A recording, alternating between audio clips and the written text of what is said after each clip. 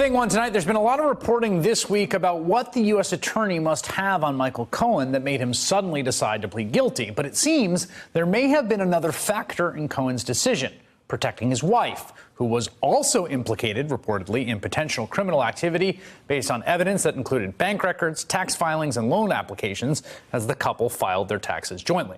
Now, we are not saying that Michael Cohen is some kind of heroic figure here, but compared to Duncan Hunter, he sure looks like Spouse of the Year.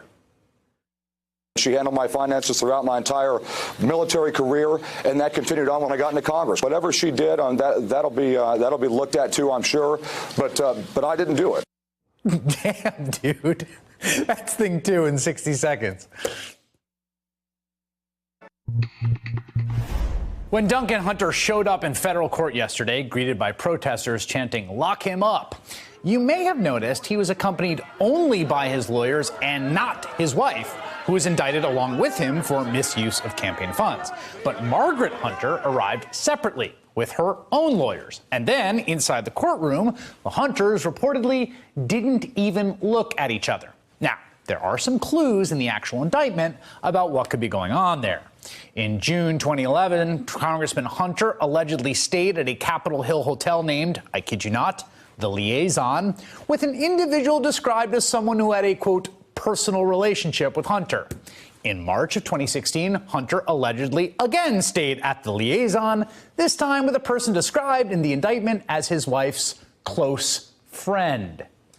So that would be the context to keep in mind as you watch Duncan Hunter go on national TV yesterday and completely throw his wife under the bus.